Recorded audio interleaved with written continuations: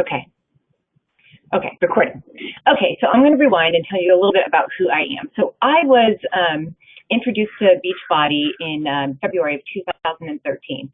I had just had my second baby, a little boy, and I was honestly in the darkest point in my life. I was overweight. I hated the way I looked, but it was so much deeper than that. It was like I just lacked self-confidence. I lacked self-esteem, self-worth. I was staying at home with my kids, and I was doing hair as a hairstylist part-time out of my house, totally unfulfilled with my job and my work. I had applied for multiple jobs, like corporate positions, and didn't get them, even to places where I had worked in the past. So when I didn't get the job, it was just so disheartening to me. And I found that after being married for, a couple years, I was so dependent on my husband. And that was just not who I was before I got married. I was fiercely independent and just a risk taker. And I just wasn't afraid of anything. And all of a sudden I just became this I was leading this sheltered, lonely life. So I had seen a friend of mine post about a challenge group on Facebook, and I inquired about it, and of course it was a no-brainer. I had to do it, and so I did, and I had incredible success with the challenge group and Beachbody products. So much so that it was almost immediate that my mind shift or my mindset started to shift, and I just started to feel better on the inside, and because I was looking better on the outside, and then the positive energy from the group that I was participating in, and the recognition from my coach, Diane Hughes, who was awesome. It was just all a win-win for me. So when she approached me a month into my challenge group about the coaching opportunity, I was like, oh my God, it was the perfect fit for my life, because I wanted to go back to work. I wanted to be able to stay with my children, but also feel fulfillment in another part of my life, if that makes sense. I had a huge sense of guilt of wanting to go back to work, because I thought that as a mother, I should want to stay home with my children, but really I wanted more than that. And it's okay to want that. So yeah, she presented the opportunity to me, and I was just oh my God, so excited about it. So honestly, you guys, since day one, when I started as a coach, which was on March 27th, 2013, I never looked back. I knew this is what I wanted to do, and I was going to do it no matter what. Which leads me to my next slide. So when I first started out with coaching, just probably all of you, when you first start out, you are kind of I don't know, it's what do they say? At least for me, I'm the kind of person that I jump and I learn how to fly on the way down. And I didn't know what I was doing. I was learning as I went. My coach, my upline coach, was awesome at getting me started, but it's still overwhelming. You're learning so much new information. I'm just reading one of these things from Barbie. That's right. Barbie says there's a whole market to more than just being a mom. It's so important to talk about this. It's true, because we can feel guilty. It's crazy, the sense of guilt that we put on ourselves. But so anyway, yeah, I was totally overwhelmed when I first started coaching, and I feel there were so many great ideas out there and so many trainings that I wanted to do, Chalene Johnson's this and that, and I wanted to follow John C. Maxwell, and there was just so much information coming at me that I didn't even know where to begin. So I felt like I was dabbling in everything and not becoming a master at anything. I love this quote. It says, before you're a leader, success is all about growing yourself. When you become a leader, success is all about growing others. And oh my God, was this so true for me? And I'm sure it's so true for so many of you guys out there. And it should be, because when you're first starting out as a coach, you really are trying to advance yourself in rank. Before you can focus on your team, you're advancing yourself. So for me, I'm going to go to the next slide. What I noticed that when I was a team builder instead of a team leader, I noticed that I was focused mostly on myself, my own goals, my own success club points, my own rank advancement. I noticed that I wasn't thinking like big picture. It was all, my vision was totally self-centered, and it was all about me and how I was going to get to that next goal. Even though I had a team of like 5 people, I was totally focused on myself. And I'm not saying that's bad or good. I'm just saying that that's how it worked. That's how it happened for me. This is how my story went. And I think Barbie can attest to this, I was a great producer. Like, I sold a lot of product when I was a team builder. I ran amazing challenge groups. I always had a ton of people in my challenge groups. But what I lacked was the confidence to turn those challengers into coaches. So I was great at producing, but I wasn't doing one of the most important steps of the 3 vital behaviors, which is to invite, not just to my challenge groups, but to the coaching opportunity. So there I was, months and months and months and months into my coaching career, like so frustrated that I had been working my tail off and like not getting to the place where I wanted to be, diamond, whatever, 1 star. And I couldn't figure it out. But really the bottom line is that I wasn't recruiting. So from when I first started as a coach, it's breaking up a little. Okay, maybe I'm talking too fast. Is this better?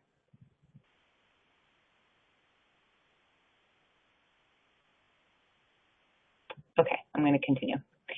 So where was I? Let me see. So when I first started, from March of 2013 up until, I would say, October, November of 2013, I was just like working, and so frustrated that I wasn't getting anywhere, but it was because I wasn't inviting people. So I just think that that's probably the biggest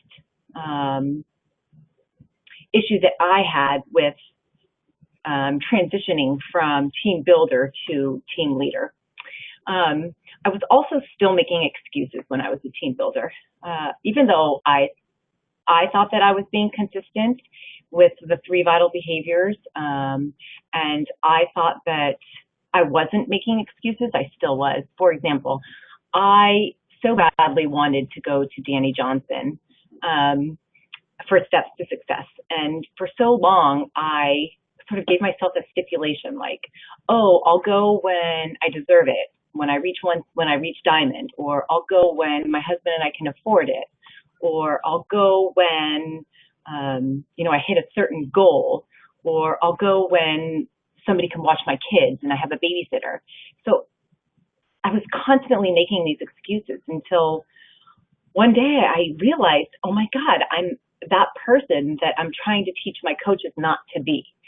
So, that very day, on a whim, I booked my ticket for Danny Johnson for Steps to Success, and I went, even though that weekend it was my husband's 40th birthday. My husband was opening up his very first restaurant that weekend, and we couldn't afford it, but I put it on a credit card. And I'll tell you what, it has all come back to me. Like 10 million times it's come back to me. And I'm so excited because now I'm registered to go to Creating a Dynasty. Super, super excited with that. So it's time to just throw your excuses out the window, you guys, and do whatever you need to do to step into your greatness, because we're all born to be great. And it's time to get over those excuses. Often I found myself as a team builder comparing myself to other coaches. I still sometimes do this. It's terrible to do this. We can't do this. It just messes with our mind. You really start to doubt yourself and your ability as a coach. Everybody is on their own journey as a coach, and it takes everybody a different amount of time to get to whatever goal it is that they're trying to reach. So stop playing that comparison game. It's poisonous. And I really try to encourage my coaches not to do it either. We're all here to learn from one another. And here's a perfect example of Brooke Dorsett, who is part of the Diamond group that I'm in. I mean, she is just like invaluable to our group. She is a wealth of information. She's super creative and smart and has so many ideas, but you know what? She shares that information with everybody. How incredible is that, that she does that on a day-to-day basis? I mean, that's just like amazing. So instead of comparing yourself to people who maybe you wish you could model yourself after, just learn from them and excel at what you're good at. Let's see, next on my list. I didn't track my work, my progress, or my contacts. So it's true, I totally didn't. And it's because the business activity tracker was totally arduous for me. It was like really complicated and it just wasn't user friendly. So I am in love with the power of threes. And I'm so glad that Barbie and the rest of the group has adopted this, because I've had my coaches do the same. And it's so much easier for me to like seriously track my business and see where I'm falling short, you know, for the week, and to see where I can make improvements. And I'm doing that so much now, and I was not doing that when I was a team builder.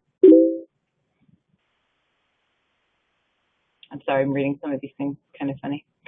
Here's something that's really important too. I focused often on what wasn't working rather than what was working. And this actually happened recently with Barbie.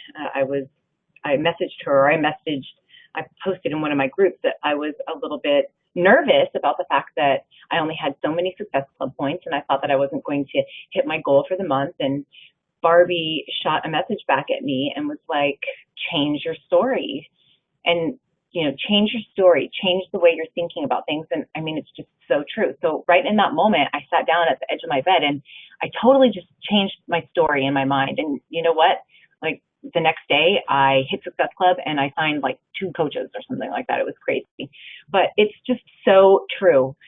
As a team builder, often fall into, I guess we like thinking negatively instead of thinking in the positive, or what isn't working rather than what is working. And I know I fell victim to that all too often, and I really try not to do that anymore. Another thing I noticed with my coaches when I was a team builder, or when I thought I was a team builder, I was hand-holding all of my coaches through their development and their rank advancement. And I was just all tied up. It was time-consuming. Anytime they had a question about anything, I was their go-to. I was answering everything. I was doing all the research for them. And I just do not do that anymore. My coaches, I've definitely taught my coaches to be their own resource and to be resourceful. So that's been a huge change for me. Okay, so here I was going along as an Emerald coach for so long, because I was Emerald. I started in March of 2013, and I didn't hit Diamond until May of 2014. That's a long time. It does not have to take that long. Ask anybody else who is a Diamond coach already. It does not have to take that long. So I was cruising along as an Emerald up until, I think it was October, and I decided that something had to change because what I wasn't doing was not working. So I decided to get a success partner, and this is Brian Harkness on the screen right now. He is my success partner and has been since October, and he's amazing, and I really value I value our relationship and everything that he has shared with me since we started working together. We work well together as a team. We challenge each other. We, got to spend time together at Summit. We got to spend time together at First Steps to Success with Danny Johnson. We're going to creating a dynasty together. I can't speak highly enough of the power and necessity of having a success partner. Honestly, when I first started working with Brian, I felt accountable to somebody again, not just myself. And so the pressure was on for me to not be passive or to actually hit the goals that I said I was going to hit. So please, please, please, highly encourage you guys to get a success partner. I think. Okay. So I had an aha moment, and it was in November of last year.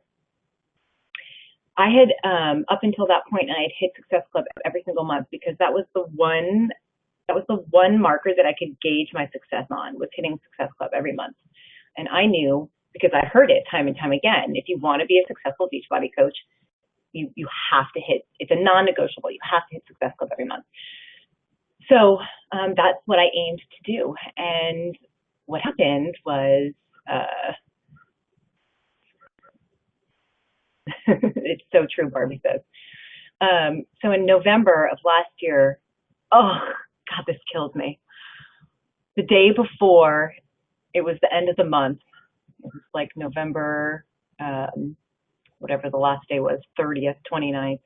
I had 4 Success Club points, and I was just freaking out. And I messaged Barbie, and I was like, what do I do? I can't miss this goal. And she, do whatever you need to do, Nikki. Just do it. You can do it. And I didn't. And I totally missed Success Club for the first time, and I was devastated. I was devastated. I felt like a total failure. And I know it's kind of silly to put that much pressure on yourself about Success Club, but I guess that's just how I operate. Maybe that's like the Ruby in me that I didn't even know existed. So what did I do, you guys? The very next month, I missed it again because I allowed myself to believe that story that, oh, well, this is the slow season. Nikki, you sound like Barbie. Joan says, Nikki, you sound like Barbie. I allowed myself to believe that I was entering the slow season, and well, I had already missed Success Club for November. What's the big deal if I miss it for December? And so I missed it 2 months in a row, and I don't know. I couldn't believe that I allowed myself to do that. So I recommitted with the new year, and I recommitted to my goals. I recommitted to my success partner. I recommitted to Success Club. And I haven't missed it since. And I think that this is like when everything really shifted for me, because this was my big aha moment. And I realized that, you know, Success Club was also going to enable me to be able to go on trips like the 2015 Success Club trip to Cancun, which, by the way, I've already paid for in full by earning Success Club points this year. So anyway, new year, new goals, new mindset, new everything. The first thing I decided to do, and luckily my success partner, Brian, helped to get me into a Push to Diamond group, because I had always wanted to participate in one, but I didn't have an upline. Like my upline wasn't at Diamond Rank yet, so she wasn't hosting those kinds of groups, and her upline was Barbie Decker, who has, you know, a plethora of coaches to mentor on her own. So anyway, it was a blessing for me to join that group, and I learned so much in that Push to Diamond group. I didn't get to Diamond in that group. I was close, but I didn't get to Diamond in that group. But I just learned so much about recruiting and going pro. You know, I read these 2 books, you know, Eric Worre's Go Pro, which is amazing, and this one too, Go for No. You guys haven't read it. Richard Fenton and Andrea Waltz. Great books. I mean, I learned so much in those groups. And I also befriended several people who are so, you know, they're my close friends to today because of those groups that I was a part of. But anyway, so what I learned in those groups, because I also did one more Push to Diamond group with Barbie, which I actually got to Diamond right before I joined that group. But by joining Barbie's Push to Diamond group, I solidified my Diamond. But really what I learned was sort of like systems of duplication that I wanted to teach my coaches. So I had already had a gift. Barbie says saying no to me the first time was a gift. It was right, because you know what? We all have to go through our journey, and we have to learn what we need to learn before we get to the point where, you know, we reach our goal. So let me just scroll over to my next slide. Oops. Sorry, guys. Technical difficulties. Okay. So mindset and behavior as a team leader. So here I am right before I joined Barbie's Diamond group, and I hit Diamond, and now I've got this team of coaches. And, you know, you hear coaches, super successful coaches who have big teams say time and time again that, you know, you should start your team page ASAP, and you should start having your weekly calls ASAP. Well, I wasn't really doing that. And I kind of just started my team page by, I guess, by necessity, because in the past I had just been communicating with coaching, and it was starting to get just too complicated trying to keep track of it. So therefore, I created my team page, and I don't know, just like after that Push to Diamond group that I was a part of, and then creating that team page, and then I decided I was going to start hosting weekly Zoom calls. And here's the trick, you guys. Don't ask your coaches the best time for a weekly call, because I made that mistake before in the past, and everyone's going to give you a different time, and it's going to have to be on their schedule, and nobody's going to show up, and blah, blah, blah, blah, blah, blah, blah. Schedule a time that works for you, and if they show up and they see the value in your call, then they will show up. And that's what I did, and my coaches show up every week, and it's amazing, and my team page is amazing, and my group is amazing, and it's all because I started to focus on my team instead of focusing on me. And all the things that I learned in that Push to Diamond group, I wanted to teach my team. So I started focusing on their whys and their goals at large. It's skipping. I'm talking fast too. Sorry, I'll slow down. So I think another thing I learned in that Push to Diamond group was it taught us to make recruiting fun. So recruiting can be scary at first because it's new. You don't really know what to say. You're maybe still trying to build your credibility as a coach.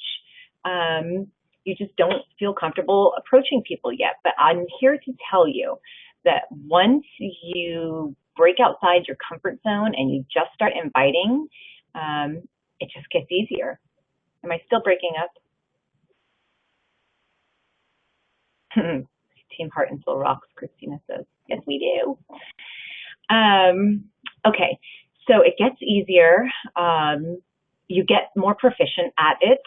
And then you realize that what you're presenting to people is like a blessing, because, I mean, that's how I look at it. I think that coaching is a blessing. And it's the most amazing opportunity that I've come across in my life. And I share that passion with my team, and I share that passion with all my coach prospects. And that's generally why it's easy for me to sign up coaches now, because I believe in the opportunity. I'm passionate about the opportunity. Everybody says it's skipping. So let's see, what else? So if you're wondering when you should start your team page and when to start hosting team calls, you should do it as soon as you have a team, and as soon as you feel like you're ready to take on the role of leading however few coaches that you have on your team. Like I said, I should be recruiting and focusing on my team much sooner than I did, because I would have reached my goal much sooner than I did. I stopped making excuses. Like I said, I went to Danny Johnson. I went to First Steps to Success. And I enrolled in Creating a Dynasty, which I'm uber excited to go to. I hear it's just incredible. So I encourage you guys, if you've been thinking about going to any live events, do it. Stop making excuses. The investment is just so worth it. And that includes going to Summit. Oh my God, I have so many coaches that haven't been to Summit yet, and I want them to go so bad, because it's just the most incredible experience ever. You can't miss that. And as a team leader, you have to go to those events. You have to lead by example. So another thing I noticed as a team leader is, there are a lot of things I don't understand, especially with like technology. Instead of shying away from it, I try to become proficient in it, and I try to understand it myself. So I say to my new coaches all the time, like if they are fearful of inviting, or they don't know how to invite, or maybe they don't feel comfortable using a certain platform of social media, like go learn that thing that you don't know enough information about. Go learn that thing that you're afraid of. Become an expert in that one thing. And I noticed that I do that so much more now than I did when I was a team builder. I also have created a system of I guess creating systems that are duplicatable for my team.